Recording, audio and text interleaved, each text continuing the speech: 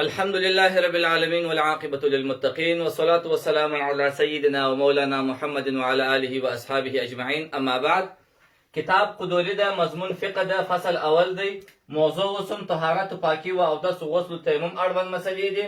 او اووم درس دی. په شپږم درس کې موږ تاسو د تیمم طریقه وویل، د تیمم فرضونه مو وویل. اوس وایو چې تیمم د جوړ کس لپاره او د مقیم کس لپاره جائز دی. ويجوز التيمم للصحيح المقيم، چې هم جوړي هیڅ مرض نه لري او هم په ښار کې مسافر نه وي، دغه کس هم تیمم وهلی سي د دوو لمونځو دپاره. هغه کوم لمونځونه دي؟ یو لمونځ دی جنازه.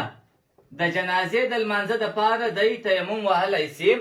که دغه ولي او مشر د جنازې د ده څه علاوه بل څوک وي او دی په دې پوهېږي که زه اودس هڅه کوم د جنازې لمونځ به راسه تېر سي، دی د دغه جنازې لمانځه دپاره تیمم وهلی سي. او دوهم کوم لمونځ دی؟ هغه د عیدینو دی، د دوو اخترو، چې هغه کوچنی اختر او لوی اختر دی.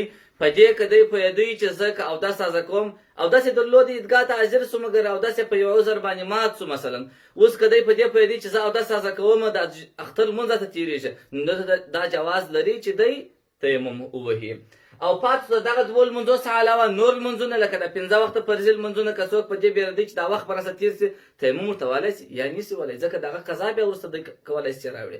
د جمعې د لمانځه وخت کم دی په دې پوهېږي که زه اودس هڅه کوم د جمعې لمونځ به راسه تېر سي، پروا نه کوي ورڅخه تېر دې سي، ځکه د هغه قضا شته، د هغه عوض د ماپښین لمونځ شته. که د جمعې لمونځ څخه پاتې سو، په عوض کې به د ماپښین لمونځ وکړي. جنازه عوض نه لري او لوی اخترونو لمونځونه عوض نه لري، نو ځکه په تیمم سره به دی کولی سي چې لمونځونه وکړي. او یو بله مسله د تیمم اړوند ده، د تیمم په چی سره ماتېږي؟ په هر شي سره چې اودس ماتېدی هغه د تیمم ماتونکي هم دي. او بله خبره دا ده که چا اوبه ولیدلې تیمم یې والي و، پر اوبو باندې یې قدرت پیدا کړي، د اوبو پر استعمال یې قدرت پیدا کړي، هم یې تیمم ماتېږي.